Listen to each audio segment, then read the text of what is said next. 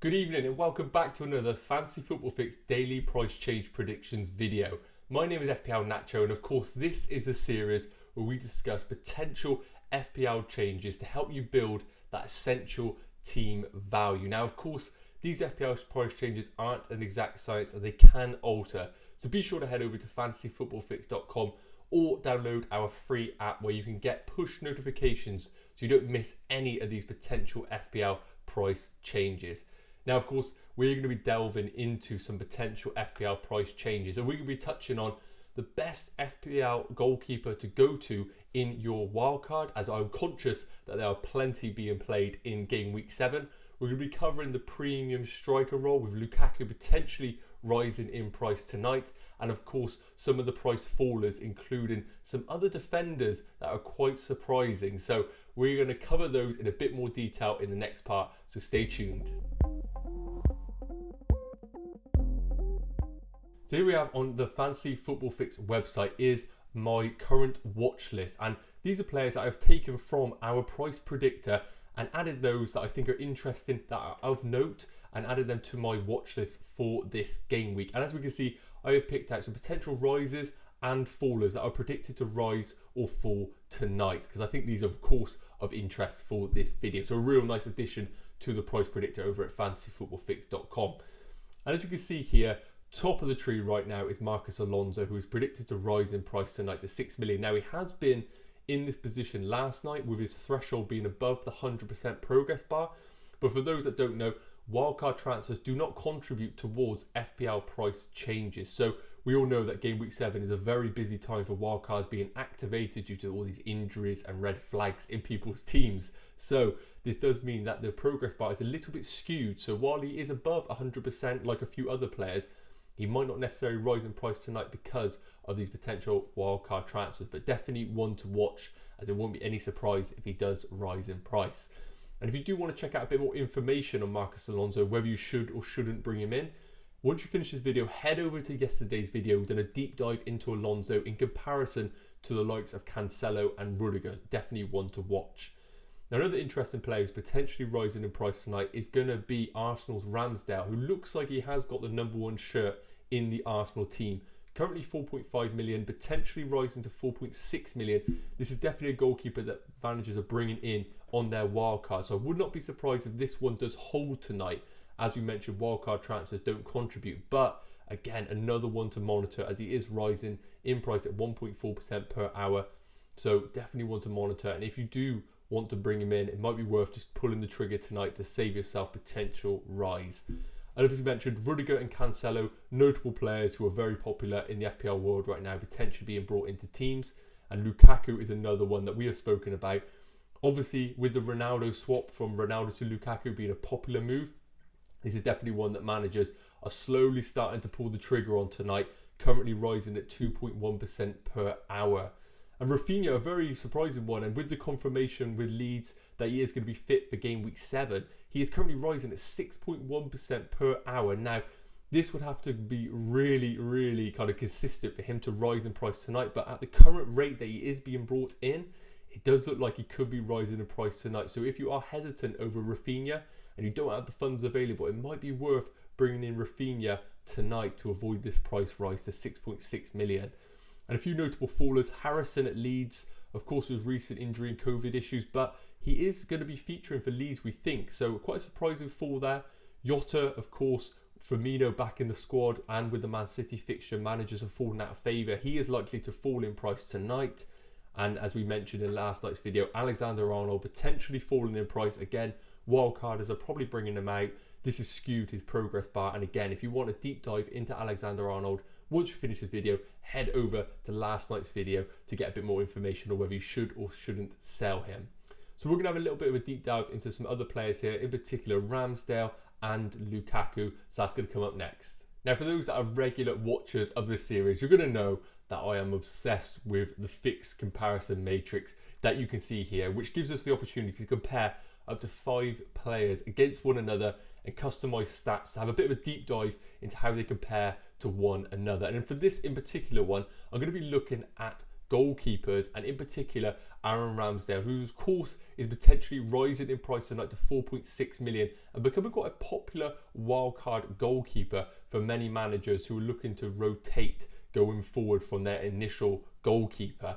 And really, I've tried to cover the popular 4.5 million goalkeepers around that range, and also I've chucked in Wolves' Sarr, as he has been probably the most talked about goalkeeper for wildcarders because of the fixture run that they do have coming up. So it's quite interesting with Ramsdale because, of course, he has only played 3 games this season, only started to come into the side off the back of his transfer to Arsenal, and it does look like he does have the #1 shirt. However, they do have Bernd Leno waiting in the wings, so I don't think it's necessarily as concrete as it goes compared to the other players that we're comparing him to.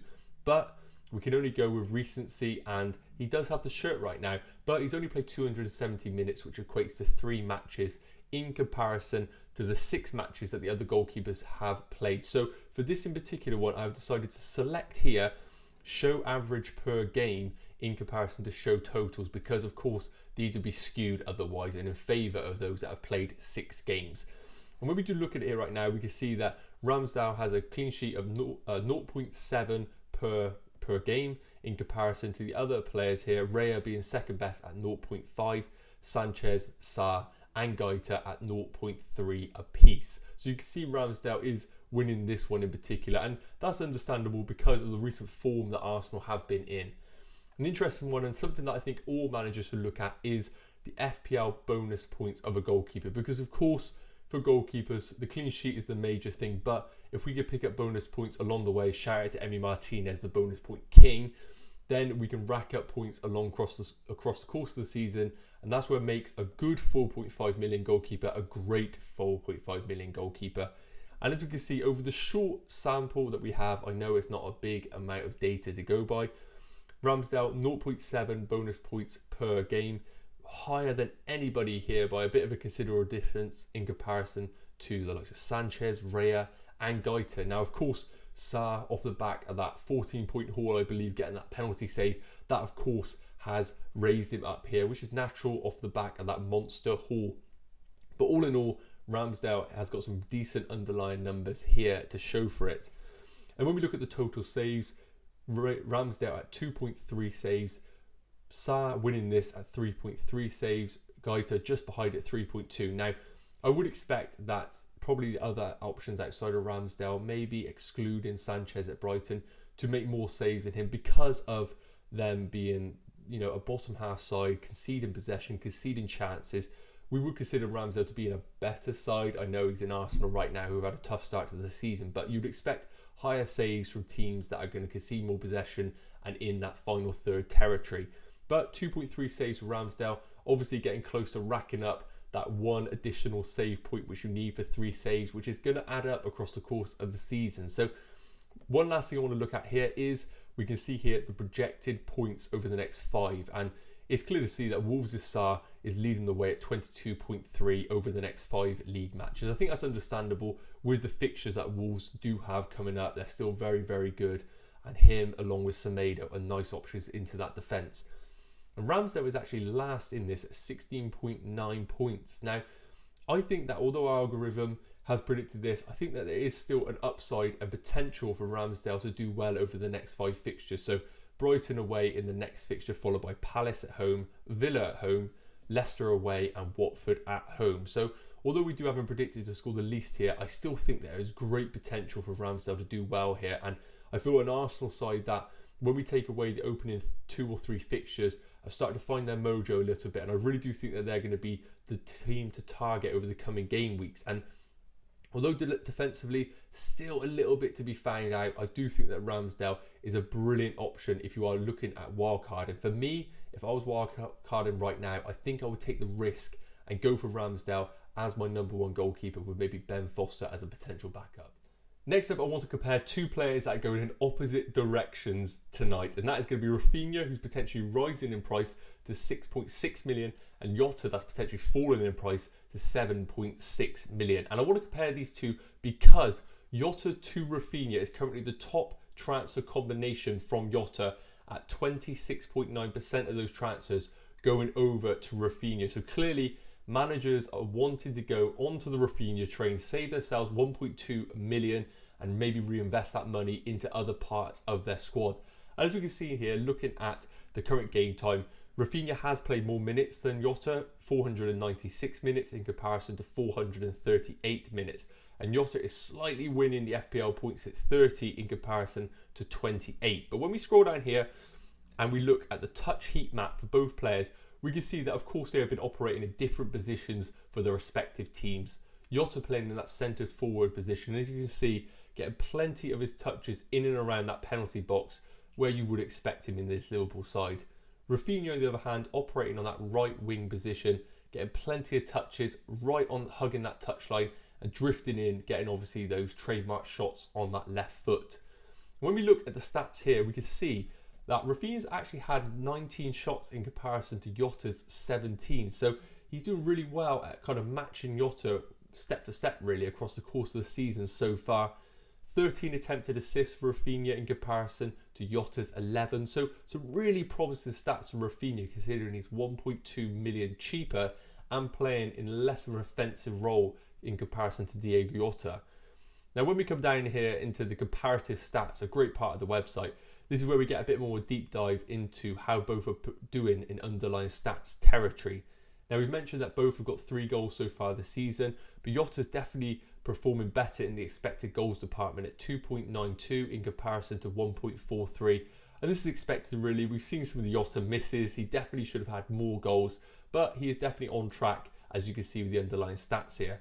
We've touched on shots, but shots on target both with 7, but shots on the box is exactly what we would expect from Diogo Jota, being on the end of plenty of creativity from the likes of Trent and Salah. So it is unsurprising to see him have 14 shots in comparison to Raphinha's 5. But when we do look at it here, I really do think that Jota to Raphinha is a popular transfer move and completely justified really.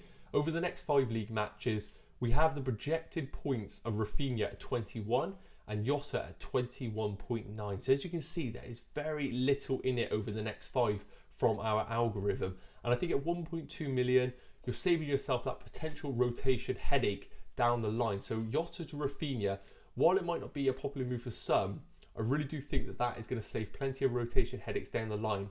And with our projected points having them so close, I think it's going to be a brilliant transfer move in the long term. Right guys, I couldn't finish this video without a Lukaku versus Ronaldo quick debate. So I've decided to get up the trusted predicted points algorithm to just cover this in a bit of brief detail. So of course, for this particular game week, managers are looking at Ronaldo to Lukaku as a popular transfer move. That's of course why Lukaku is potentially rising in price to 11.8 million. Now, it's worth noting here that we're going to be looking just briefly at the game week 7 predicted points. And as you can see, Lukaku is down at 6.2 points, Ronaldo at 6.3 points. So I think it's really important here. We do look at the long term, of course, that does base our FPL judgment. But for this one particular game week, I really do think that it is a luxury move to make the Ronaldo to Lukaku move. Now, of course, they are both so close in expected points. I think with managers having so many injuries in their teams right now, so many red flags, I really do think that that is the priority for managers right now. And if you are then have the luxury of Ronaldo to Lukaku, it might not even be justified this game week as we do have Ronaldo slightly tipping Lukaku this game week. Now, if you are sat there on a wild card and looking at a longer term transfer, then I think Lukaku does win that battle. We currently have Lukaku to score 30.9 points over the next 5. In comparison to Ronaldo's 28.1. So still very, very close. But if you were on your wildcard right now, it does look like Lukaku is the better pick over Ronaldo over the next 5 game weeks. Right guys, that wraps up today's FPL price changes video. Now, of course, there were a few players that we didn't touch on, mainly defensive players, the likes of Alonso, Cancelo and Rudiger. Mainly being yesterday's video and the day before, we've done real great deep dives into these players. So once you finish this video, be sure to head over to those 2 videos as they are still completely relevant and they will help your judgment in going for those Chelsea and Man City defenders. But of course, these FPL price changes aren't an exact science and they can alter. So be sure to head over to fantasyfootballfix.com or download our free app, which provides you with those push notifications so you don't miss any of these potential FPL price changes All the links are in the description. And as always, guys, if you did enjoy this video, be sure to hit that like button and smash that subscribe button. And importantly, that notification bell, make sure you turn that on so you don't miss any of these daily videos, because of course, FPL price changes are happening so quickly. You don't want to be missing out on any of these. And these videos provide you with a little bit more of a deep dive onto those players. So we will see you guys same time tomorrow. Cheers.